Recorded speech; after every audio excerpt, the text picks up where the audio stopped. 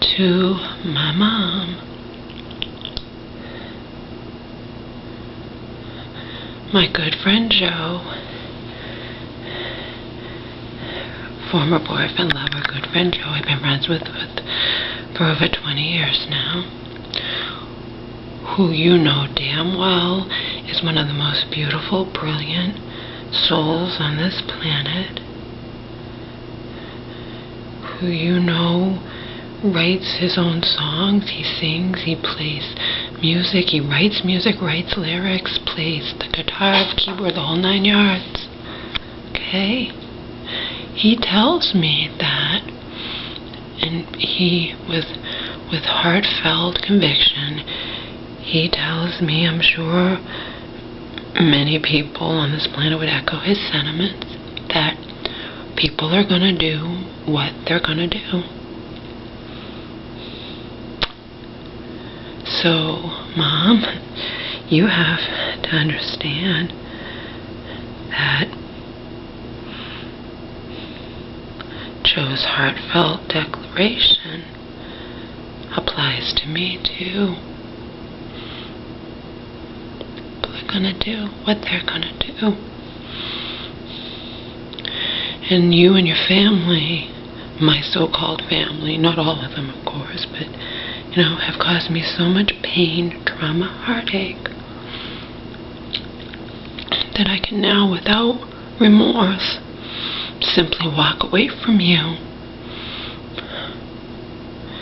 and from a distance watch as your, as far as I'm concerned, incompetent social worker, especially incompetent psychologist, and even a woman, Cheryl, who I was stupid enough, foolish enough to believe was my friend, sit back and allow you to do exactly whatever the fuck you want to do.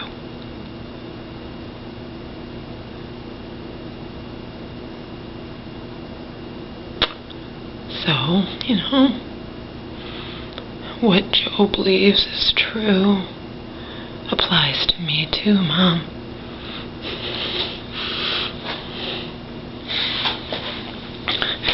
She's on her high horse. She's feeling invincible. She hates me if I point out the truth. What else is new? She's finally fighting Marion after all these years. The power attorney's being dissolved. And the so-called professionals are sitting back, and my mom, I'm down because I want to see my cousin. Otherwise, I wouldn't have probably stepped foot in my mom's house again, except to get Omar, if I had a place for us, me and Omar to live.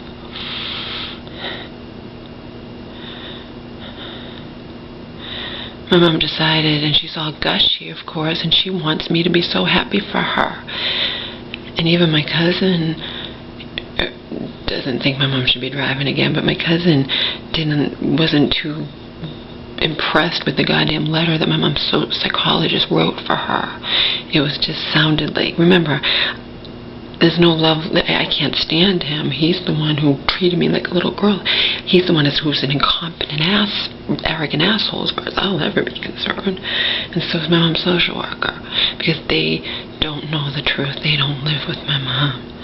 So I fought with my mom last night because my cousin's down, and, how is she supposed to get caught up in 20 years and she's walking in the middle of this? My mom's not suddenly better. She even said to me before I stormed off and went back to the shelter last Tuesday, don't call me mentally ill. I'm not mentally ill. Oh, but I am. And your lawyer who just met, doesn't know me from Adam, can sit there and say I shouldn't be your healthcare proxy because I have emotional problems, and I'm not supposed to be upset about that. Don't call me mentally. It's just ridiculous. It's absolutely ridiculous, okay? So fine. Like Joe says, people are going to do what they're going to do. Well, that applies to me, too. I can walk away without remorse. Without remorse, Mom, I'll walk away from you and let you do exactly what the hell you want to do, because I know, and it'll probably sooner than later, if you get behind the wheel of a car, you're going to wind up killing or harming either yourself, somebody else, or both. Even my cousin sees it. I got into a fight with my mom this morning. She doesn't want to hear anything I have to say. Somebody who can't remember. She can't remember, when was I in the hospital, or when did I call Western Union? When? She can't remember shit. She loses everything. She's not observant. I find old food in her refrigerator all the time. I'm like, where's the chicken that I made? And then my mom would have fed this old chicken. I found it in the refrigerator. She's like, no, I wouldn't have. I know you would have. You wouldn't have thought to smell it. It looked good. You would have fed it to the dogs. You might have even eaten it yourself. No, I wouldn't. No, I mean, just shut up. Just shut up. You know, she's on her high horse, and she's got this letter now. She's perfectly fine. They're all sitting back. They haven't driven with her. As far as they're concerned, you know, I drove, like she says to me, I drove for 30 years. And yeah, you drove for 30 years, Mom, but then when you started driving again, when was it? You can't even remember when's the last time you drove. It was 3 years ago almost, this November. She's trying to tell me it's only been a year since I drove. Just that alone says to me she shouldn't be driving. There's all kinds of little things. All kinds of little things, you know? And they all add up. When she totaled her car, accidents happen to everybody, Laura. People drive when they're drunk. My friend's a horrible driver, and she drives. So-and-so drives when she's 9. I don't care about any of them. Don't care, Mom. All the little things add up. If it was just one thing, no. She's not observant. She loses everything. She forgets everything. Should that person be behind the wheel of a car? No. When she totaled her car and described to me what that accident was, I begged her, please don't drive, please don't get a car. Well, Mary was saying, accident happened, just get a rental car. You know what I mean? No. But I have every right to walk away. She's going to lose me, because I'm not going to sit there and be gushing over the fact that these ignorant people are conveniently forgetting that just less than 6 months ago I went through absolute hell with her. She was showing signs of pre-dementia and Alzheimer's, and now you're going to give her this letter. She's perfectly fine. Yeah, she doesn't belong in the hospital. She can pay her own bills. That doesn't mean she should be behind the wheel of a car. Period. Okay? And she shouldn't be in control of over 100,000 if she gets it all back either, or 100,000, whatever it is, you know, 95 or whatever, you know. She shouldn't be in control of that either, because she would easily fall for scams and whatnot. Okay, whatever, Mom, whatever, you know. As far as I'm concerned, even my cousin was like, he didn't like that letter, you know. Didn't like that letter. She was like, he sounds like he's an incompetent asshole. I explained to her what had happened, how he blew me off. I went 3 days of hell, how Mary smeared my name, blah, blah, blah, blah, whatever, okay?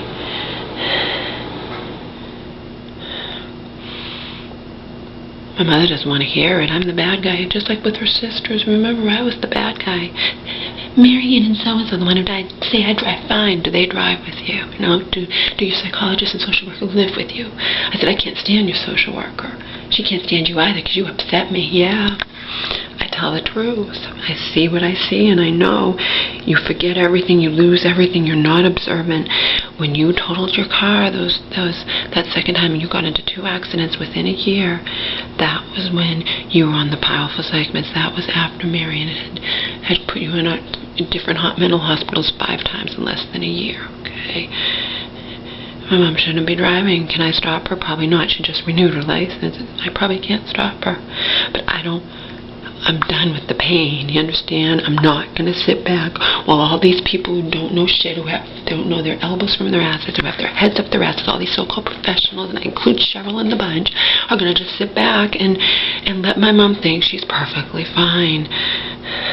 My cousin and my uncle even know that she's not perfectly fine, okay? But she has her little letter, and she's so proud of it. Fine, I'm walking away. I'm here visiting because my cousin's here. I decided not to take that place because, you know, I don't want to move into another place like I did with this one, but I didn't know up front. He had to like his dog. Oh, he had a friend who's a pug, blah, blah, whatever. Okay, but this one's up front.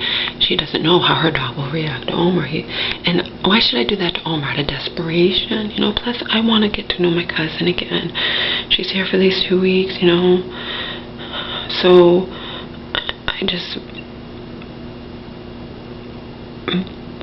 but my mom and I are already fighting because it's just ridiculous. She's reading this letter and it sounds like, and she's on her high horse. She's been in a mental hospital for 35 years. She's approaching 70.